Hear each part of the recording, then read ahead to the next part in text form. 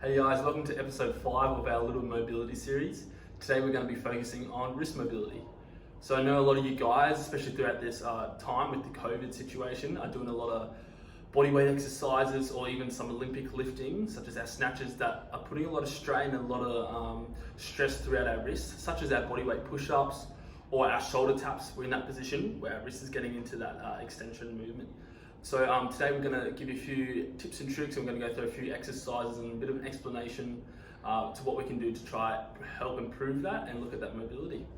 We're going to begin with our first mobility exercise called the wrist figure eights. Great warm-up exercise for those of you that have a bit stiff wrist before training.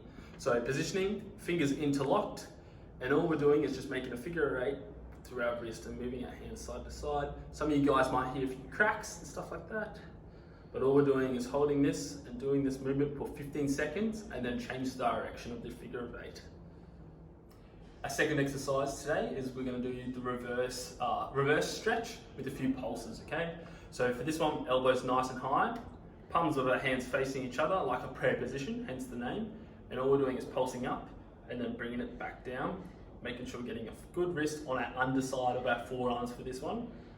You want to try and make a good contact with our hands and our wrist connected to each other. Good. So 2 sets of 10 repetitions for that one will be good.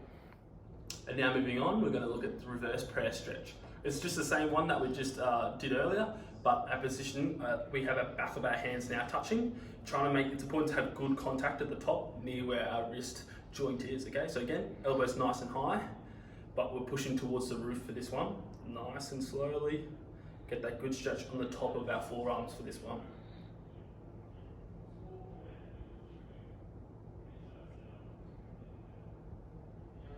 Beautiful. So again, 2 sets of 10 repetitions. Alrighty, so the next one we're going to be doing is some tabletop rocks. So you're just going to come down onto the floor here, and we're going to get in that tabletop position. So we want hips over knees and shoulders over wrists. And first one we're going to do is having our hands facing forward.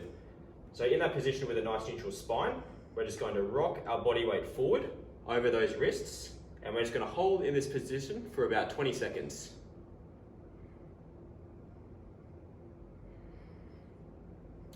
Once you've done that, we're going to turn our wrists out to 3 and 9 o'clock, so facing each way. What we're going to do here is rock to each side, and we're going to hold 10 seconds one side, and then we're going to shift over and hold 10 seconds on the other side. Alrighty, final one here, we're going to have our hands facing our bodies. So this one can be quite an intense stretch, so just be gentle with it. And then you're just going to rock your bottom backwards and get a nice stretch on the underside of those forearms. So we'll go through that for 2 rounds, and that should be 2 minutes total.